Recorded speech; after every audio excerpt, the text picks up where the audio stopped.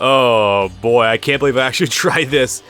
And yeah, it's just about what you expect. So, hey guys, what's up? Bob here. Welcome back to Let's Play Dragon Ball Z Budokai 3. So, as you can see here, I've been messing around with Z difficulty a little bit. So first of all, I haven't gone through a whole entire like story mode with this one yet. I've just been messing around with Goku's story, like from the Saiyan Saga up to Namek Saga, and I have to say, yeah, it's pretty good. It's pretty strong. It's not like a huge jump over very hard. I mean, you still got the AI doing the all blocks where they just really refuse to let you do anything to it.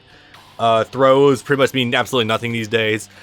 It really comes down to a lot to like just your charge cancel mix-ups, and honestly, it's not the worst thing. The cool thing I did notice is that you always get a flat rate of XP and well, not money gain, that might be something different, but you always get like a flat amount of XP gain. So if you need to grind, it's not the worst thing in the world. So what I'm thinking about doing, alright, so I've restructured how I'm going to do the Let's Play a little bit, but not too terribly much. I'll explain that as we go forward.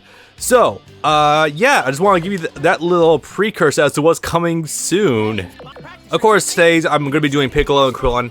I'm not doing them on Z difficulty. Oh god, no. Actually, think about it. I should, wind this back a little bit. I could probably do Piccolo on very hard if I mean, Piccolo's story kind of ends pretty abruptly. There's not too much difficulty to it. It's Krillin that's really the hard one. I'm going to keep it on very hard. I've already done, oh, who was it? I've done Vegeta, no, not Vegeta. Actually, no, I did do Vegeta and Gohan on very hard. You know what, but yeah, screw it. We can keep this train going, why the hell not? Krillin might have to wind back to hard mode though, because, yeah, that's, I'm not doing that. So, Piccolo's combo list. It's not the worst thing ever. I think, like, maybe Oob is still a little more tricky than Piccolo, but he does still have some manual execution required. So, if you're following along with the Google Doc I linked in the very first video for everyone's basic combo list that I have managed to assemble from that one really good, really old Budokai 3 combo video, there's a few, there's a few unique things here. The first is forward punch, punch, punch, forward punch. This leaves you at heavy plus frames, by the way. Like, so usually with like these knee combos, you have like maybe a couple frames to like mash out a jab or something. But you gotta be really on the ball with that. With this though, this just gives you like, look how long it takes for Cell to go back to standing. My God, and it really emphasizes. If I were to set him to guard too, look how long it takes for him to guard.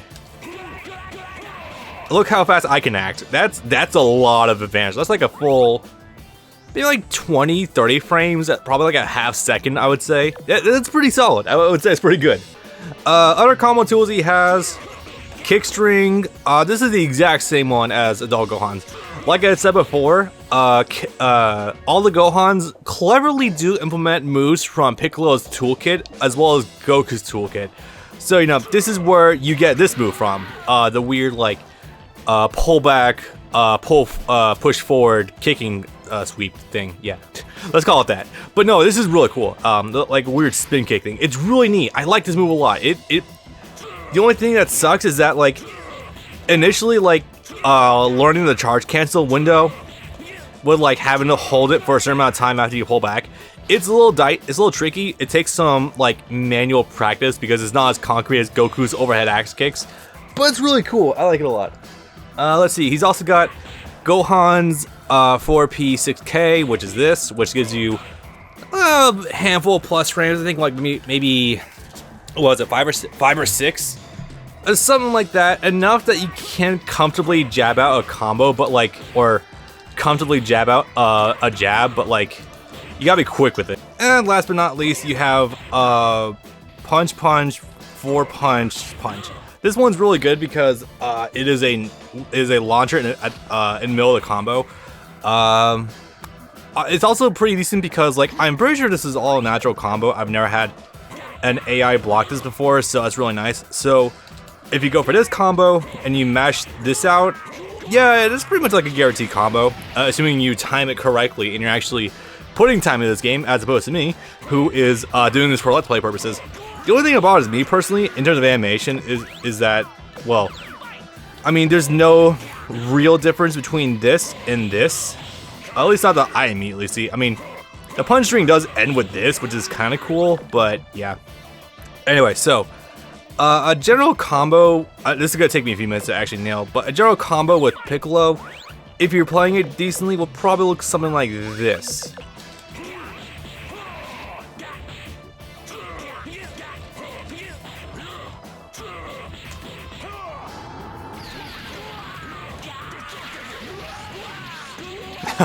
I got very lucky with the end of that combo, yeah. That's something what Piccolo's combos would generally look like. Now, first and foremost, I am bad in trying to hit confirm this. Also, I just found that he might have another like plus frame combo extender in this. No idea if this is like a real thing. No, it's not. Okay, he guards pretty much like as soon as it's blocked. All right. So, yeah. Now, also, I wanted to mention this. Piccolo is widely regarded as being like top tier in this game. Him and a few other characters, but I do remember I've heard many stories about how strong Piccolo is in this game. Part of it is this. He is one of the very few characters in this game who has like just such easy control of like the mid-range, because the mid-range is very hard for a lot of characters generally, unless they have a beam or like a ki blast of some kind. For Piccolo, he can just do this, trip your opponent up. He can do this, get knocked down. Again, you can charge it for shenanigans that entails. The strange thing is that like from certain ranges you can get 2 hits on it. I'm not sure what that entails. I've also seen like he has this shit. Let's see. He's got like one of Cell's strings. This also gives plus frames, but I don't think you'll use it as much because this seems to give more benefits. But yeah, anyway. Also, his Fuse Akami is ridiculously fucking good. First of all, I think this requires 5 key gauges to get to, I believe. Let me go double check it really fast. 5 key gauges, yeah. But for 5 key gauges, you essentially get yourself, you stay at 4 bars, which is not like amazing, but I mean this is like right in that sweet spot of you're slightly above getting a free vanish, and like you're never risking like having like no defensive points to your name whatsoever. So that's really good. Let's see. He also has this unique running energy attack. This is one I thought Gohan had. I think he still does somewhere, but like I'm pretty sure this is mostly just Piccolo until I can prove otherwise anyway. So yeah. Also the big thing, Light Grenade is fucking obnoxious. Like this thing does more damage than Destructive Wave. It costs half as much. I think it's also got like a bigger hitbox too in general. Like if we were to get a comparison, like I'm pretty sure this takes up like almost all of Cell's body. And remember, Cell's like one of the biggest characters in this game, so yeah, it's something. The only thing that sucks about Light Grenade is that it's hard to combo into, or at least like in terms of like getting anything off of it. Let's see. Yeah, good luck with that one regularly. Jesus Christ. I guess there is also that, maybe. Yeah, but that's not easy, especially with like this sweep having like such a low ass hitbox. Slow too. Yeah, I will trust this to really get results personally, but still, that damage is nothing to scoff at. Let's see. I mean, that's not terrible. You can definitely combo that, and if you can do it, that's gonna be immense damage. So that's pretty good. But yeah, no, Piccolo, very regarded as like one of the top tiers in this game. That's what I've heard anyway. Cell is also like, you know, top tier, of course. Omega Shenron. I'm pretty sure Goku's up there as well because he's got some good shit, but I could be wrong about that. So yeah, that's about it for Piccolo. Okay, so I want to actually talk about something really fast, and it's a slightly more technical thing about this game. Input buffering. So I still have my commands on for a reason. The reason being is because it's very difficult to just mash shit out in this game. Dragon Ball FighterZ, it's a very widely regarded game for being like super casually accessible because it's super loose with a lot of inputs. Like you can do a lot of like loose shit and still get results. Like I don't think it's as crazy as like the old Street Fighter 4 meme with like pressing down forward to getting a Hadouken. I don't think it's that bad, but this game, I feel like the pacing of combos is a little difficult, especially if like you're not familiar with it, because the game does feel sluggish. So what I mean by input buffering, for those like who aren't overly familiar with fighting game terms, which is probably a lot of you, I'm not gonna lie. Input buffering is essentially like this window that the game stores inputs that you do, where it'll store them, and then when an action's done, it'll automatically do it. Let's see, how do I best illustrate this? So I guess an easy way would be like, yeah, something like that. So basically, like when I'm just doing it, I'm kind of just mashing the kicks. I'm not like going with kick, kick, kick, kick, and then energy. No, I'm kind of mashing this, like just completely. I'm a little bit of a masher when my inputs are a little like not fully programmed into my brain, and I still need to get stuff down. I'm a little like that with fighters these days because I haven't played the game as much, but it's a habit you generally want to break after like the first few weeks of playing a game, generally speaking. Now, basically what this means is that if you wanted to just like mash out buttons, you have to be a little more tactile with it and slow yourself down. Like, it's very difficult to just like hammer out these buttons. It's shit. I should have written a better example for this, but it's basically like the ease of being able to like just press the button after like kind of something like that. You want to go from like this to, yeah, like that. I'm pressing kick like pretty much as soon as Piccolo's leg goes down to the ground, and it's not registering. That is an example of this game's lack of input buffering. If this were like a different kind of fighting game like Tekken or like, you know, Dragon Ball Fighters, well, I guess like more modern Tekken than anything else, I would probably, okay, so like as an example, I'm literally pressing triangle and then square, and the kick doesn't come out. Like, watch this.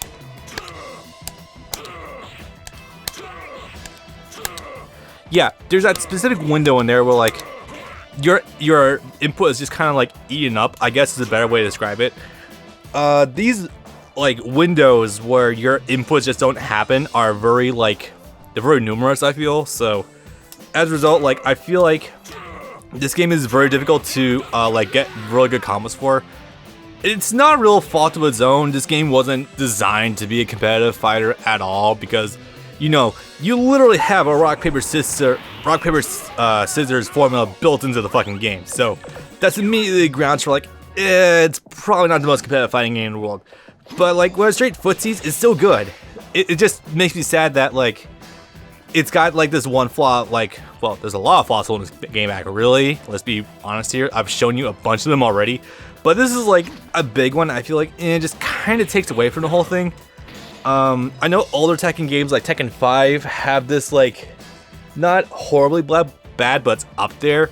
This is just like one example I just want to talk about. So yeah, let's go ahead and actually fire this game up. Okay, so as I've described before, with the advent of Z difficulties, I guess, I'm going to be tackling this game a little bit differently than how I originally intended. So originally, I was going to go through every single one of these going this way, and then I was going to circle back to Goku and do the what-if stories. Like, I'll do all the what-if stories with Goku here, I'll do the ones with Gohan here, and then Teen Gohan, who doesn't have any, Adult Gohan, etc., until we wrap back around. I'm not doing that, actually. So what I'm going to do is I'm going to go this way for the main stories, but then when we get to the what-if stories, we're going backwards. So basically what that means is, like, I'll do Vegeta's story on Z1 difficulty, I'll do Gohan's on Z2 difficulty, and I'll do Goku's on Z3 difficulty. Now, for those who don't know, okay, I've only just heard about this. I'm not actually, like, experienced this myself. But basically, Dragon Ball, I was about to say Fighters. Budokai 3 basically has, like, different levels of Z difficulty. Like, there's Z1, Z2, and Z3. From what I know, when you beat Z1, you unlock Z2 or something. That's roughly how I understand it. If that's not how it happens, then I'm still going to go back and do this reverse clockwise order. But, you know, that's just kind of how I'm going to be taking this from here on. Oh, it's originally supposed to do Krillin next, but fuck it.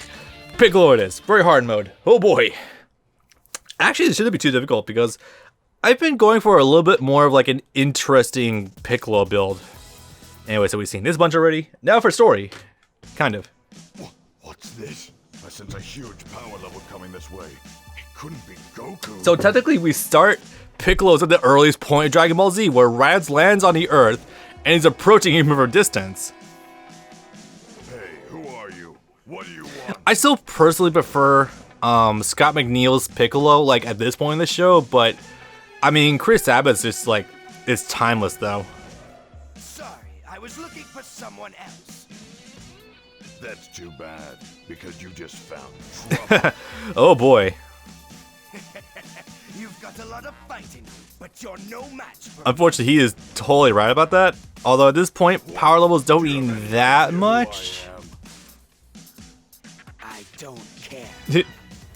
How can he have this much power? Yeah, at this point, for those who were watching original Dragon Ball and came to this point, I think power levels are more meant to show like the mountains that the Z-Fighters had to climb in order to be able to fight the Saiyans and stuff like that.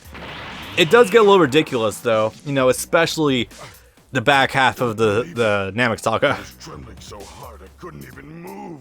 where like getting one Zenkai boost would give you like a times 100 multiplier. Yeah. So yeah, I'm gonna keep it breakthrough. There's no specific builds I need for Piccolo's story because everything is pretty self-contained. I mean, you know, the more access I have to, but the more access I have to fuse with Kami, the better.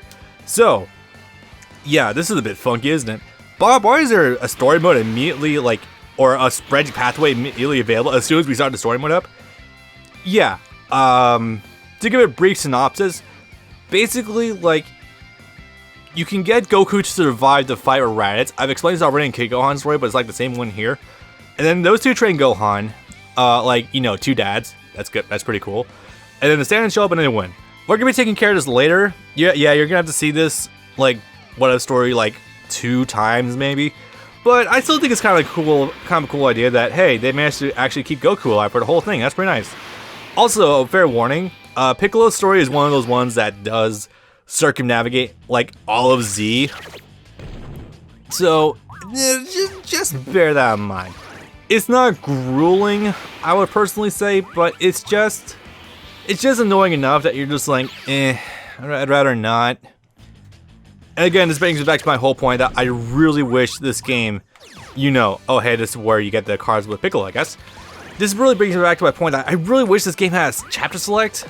Like, Infinite World Story Mode does a lot of weird shit, and I don't agree with a lot of it, but it at least let you select what you wanted to do. Whereas Budokai 3, you have to keep, like, cycle through everything multiple times in order to get things going. So that's a bit bad. Anyway, so before I select this, I'm going to consult my handy dandy alternate paths route walkthrough thing. And I'm just going to make sure that this is indeed the right one where I want to go if I don't want to go for the alternate story path. Because that comes later. Okay, yeah, so it looks like, according to my notes, going down to Kame House is what will instigate it. Luckily, it is visible. This is one of the ones that actually is visible, Jesus Christ. So we're just going to go here. I think you fight Raditz straight up. So, is it true that you perfected a new special move? Perfected is not a word I'd use. He can do it, but it's not like he can do it, like, reliably. Almost. It still takes too long to build up energy. You'd have to distract him. Okay, as long as you're sure it'll stop him. Well, yeah. Well, I know this much. If this doesn't stop him, nothing else will. It's still funny to me that the special beam can was being, like, being back-pocketed to take on Goku. It's a shame, though. I was saving this to use on you. Low-key, though, straight up, the animation for special beam cans charging it, like, charge time is still, like, some of the best animation I've ever seen, period. Like, I know it sounds a little, like, suspect to say, like, Bob, I thought you weren't such a nostalgia fact for Dragon Ball Z, or at least early Dragon Ball Z.